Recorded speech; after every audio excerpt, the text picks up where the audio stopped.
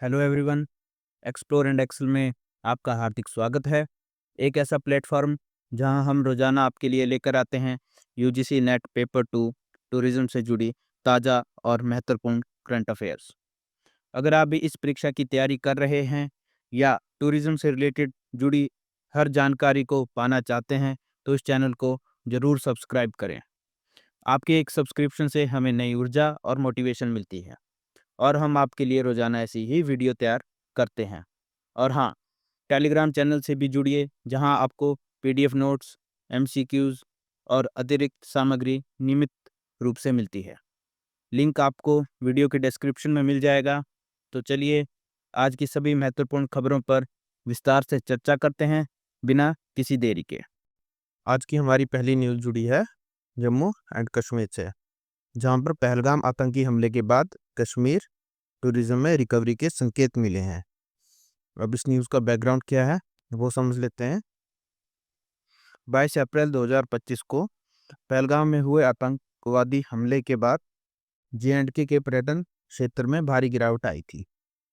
Hotel और house boats खाली रहे, पर्यटकों ने बुकिंग रद्द कर दी और पर्यटन का व्यापार पूरी तरह से ठप हो गया था।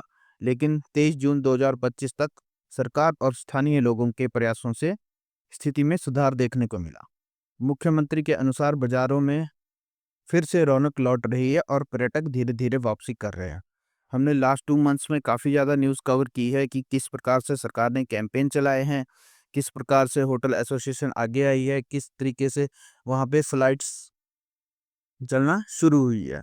वो सारी न्यूज़ आप पीछे कवर कर सकते हैं। और मैंने पहले भी कहा था कि इस तरीके की न्यूज़ जो लंबी चलने वाली है, वो आप अपने नोट्स में एक अलग से कॉलम में नोट डाउन कर सकते हैं कि किस तरीके से डेस्टिनेशन की इमेज सुधारी जा सकती है और किस तरीके से वहाँ पे काम किया जा सकता है।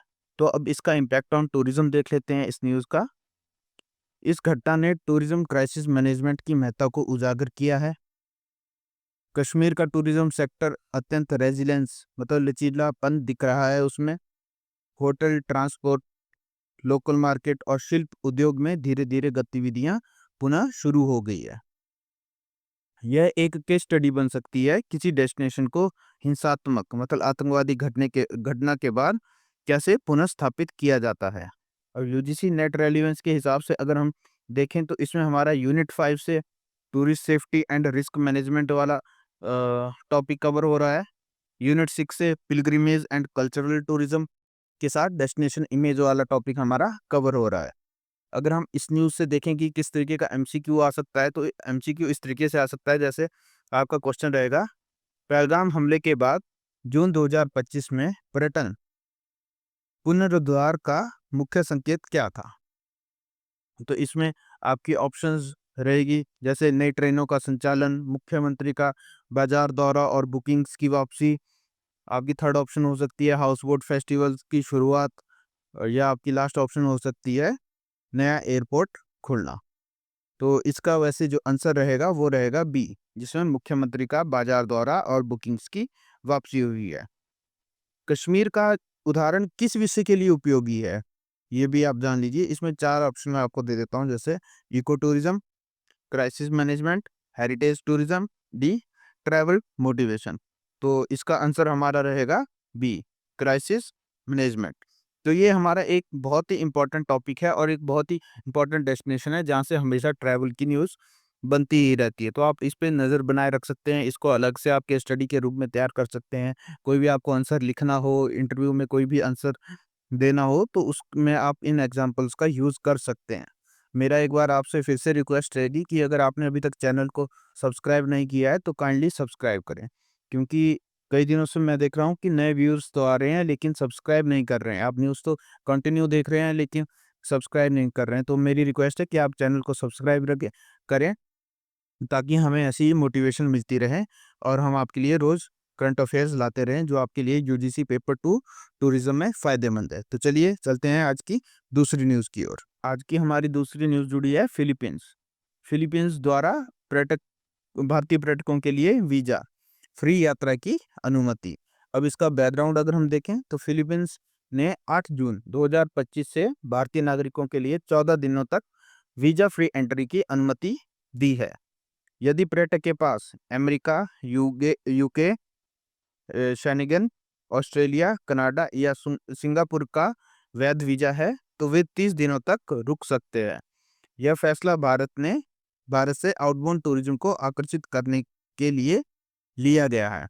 अब अगर इसका इम्पैक्ट हम ऑन टूरिज्म देखें तो इसका इम्पैक्ट क्या होगा। पहले तो आउटबाउंड टूरिज्म हमारा बढ़ेगा, विशेषकर साउथ ईस्ट एशियन देशों की ओर। भारतीय ट्रैवल एजेंट्स फिलीपींस को नए डेस्टिनेशन के रूप में प्रमोट करेंगे। इससे एशियन क्षेत्र में टूरिज्म कॉरपोरेशन को बढ़ावा मिलेगा। यूजीसी नेट के हिसाब से देखें तो इसमें हमारा unit 4 visa policies and travel facilitation हमारा टॉपिक कवर हो रहा है। यूनिट 6 से international tourism demand and outbound patterns हमारा सिलेबस में टॉपिक कवर हो रहा है। अगर यहाँ से देखें हम इस न्यूज़ से कैसा एमसीक्यूज बन सकता है तो वो इस तरीके का हो सकता है, जैसे जून 2025 में वीजा फ्री सुविधा किस देश ने भारतीय पर्यटकों को दी। इसमें ऑप्शन आपको दिए होंगे जैसे वियतनाम, इंडोनेशिया, फिलीपींस और थाईलैंड। तो इसका डायरेक्ट आंसर रहेगा सी, फिलीपींस। या इसमें एमसीक्यू इस तरीके का भी बन सकता है, यह सुविधा कितने दिनों के लिए लागू है बिना अन्य वीजा के। ऑप्शन आपकी 7 दिन, 14 दिन, 21 दिन, 30 दिन। इसमें आपका आंसर रहेगा बी, 14 दिन। तो चलिए आज की अगली न्यूज़ की ओर बढ़ते हैं। आज की हमारी लास्ट न्यूज़ है लॉस एंजलिस से। लॉस एंजलिस टूरिज्म ने भारतीय एजेंट्स के लिए डिजिटल ट्रेड हब शुरू किया है। ये हमारी आज की लास्ट न्यूज़ है। अब इसका बैकग्राउंड हम देख लेते हैं। Los Angeles tourism and convention board ने पहली बार भारत के लिए एक डिजिटल ट्रेड प्लेटफॉर्म लॉन्च किया है जिसका नाम है इंडिया ट्रैवल ट्रेड हब। ये आप अपने नोट्स में नोट डाउन कर लीजिए क्योंकि ये पहली बार लॉन्च किया गया है, इंडिया ट्रैवल ट्रेड हब। इस पोर्टल पर एजेंट्स को training modules, itineraries, product updates और वेबिनार्स मिलेंगे। इसका मकसद भारत से इनबाउंड टूरिज्म को प्रमोट करना है। अब इसका इम्पैक्ट हम देख लेते हैं। तो इसका पहला इम्पैक्ट रहेगा इंडियन टूर ऑपरेटर्स के लिए डेस्टिनेशन सेलिंग आसान होगी।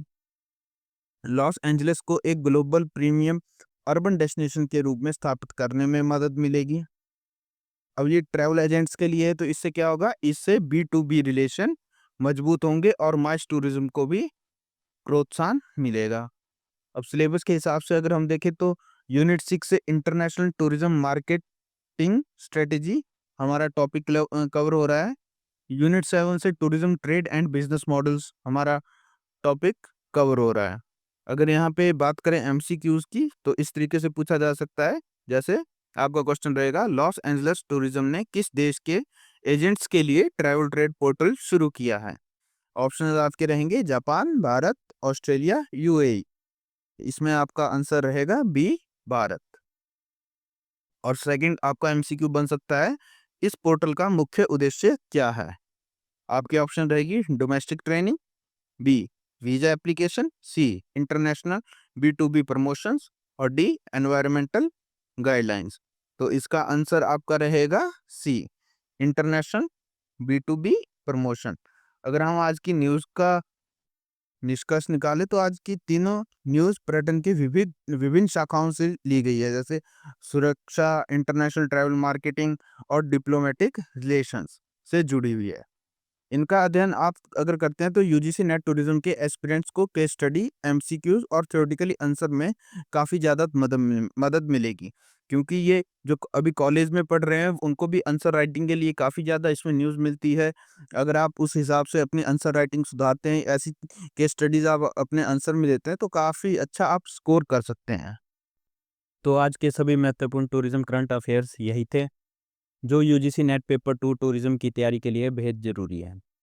अगर आपको ये जानकारी उपयोगी लगी हो तो वीडियो को लाइक करें और नीचे कमेंट करके बताएं कि आपको कौन सी खबर सबसे ज़्यादा जानकारीपूर्ण लगी। ऐसे ही लेटेस्ट और डिटेल्स अपडेट्स के लिए एक्सप्लोर एंड एक्सेल को सब्सक्राइब करना बिल्कुल ना भूलें ताकि अगली वीडियो की नोटिफिकेशन आपको सबसे पहले मिले। और हाँ, हमारे टेलीग्राम चैनल से भी जुड़िए जहां आपको PDF नोट्स, प्रैक्टिस MCQs और एक्स्ट्रा स्टडी मटेरियल रोज़ाना मिलता रहे। लिंक आपको डिस्क्रिप्शन में मिल जाएगा। फिर मिलते हैं अगली वीडियो में एक नई अपडेट के साथ। तब तक पढ़ते रहिए, सीखते रहिए और एक्सप्लोर करते रहिए एक्सप्लोर एंड एक्सेल के साथ।